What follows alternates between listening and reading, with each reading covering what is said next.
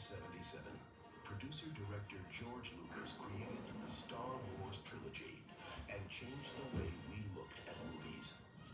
Now, 20 years later, using new digital technology, Lucas and his creative teams at Lucasfilm, THX, Skywalker Sound, and Industrial Lighting Magic have completely restored, enhanced, and added to these classic movies to create the Star Wars Trilogy Special Edition.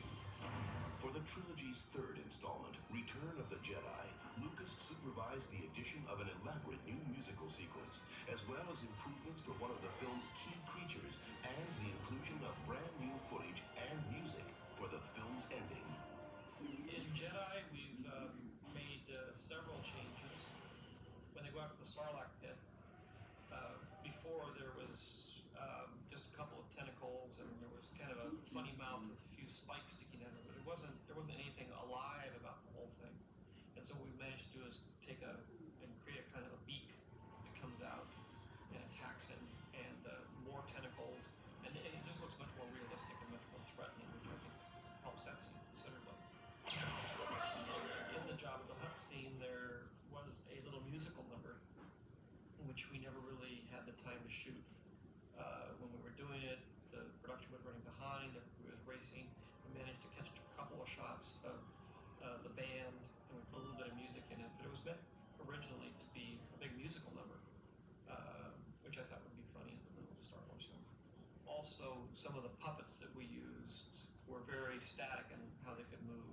The state-of-the-art animatronics had only reached a certain level. Cy Snoodles couldn't really open her mouth, she couldn't lip sync properly, her eyes didn't move.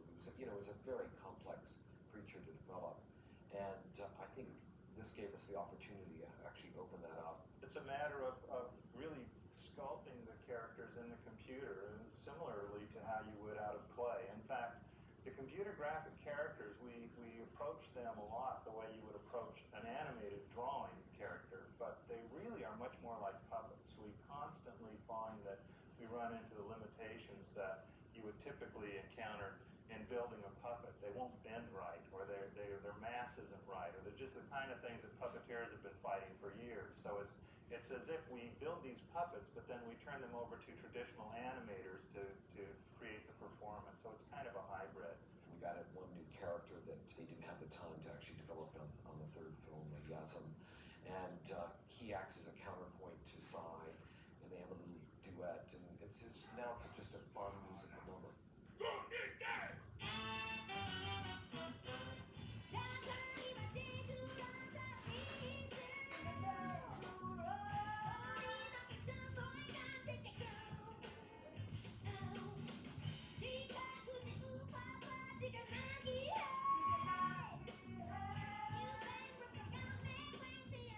I think it adds more of the atmosphere and the quality that I was looking for originally in the Jabba sequence. George has changed the lengths in some of these films for the reissue because of his improved animatics and so on. And it required some changes in the music, mostly additions and subtractions of a small sort.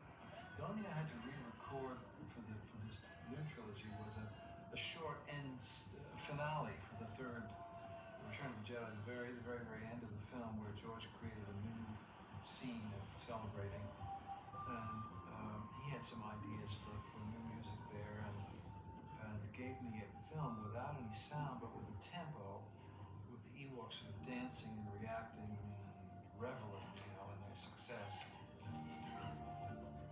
The digital technology frees you up, especially in a fantasy film like this, in ways that are basically overwhelming.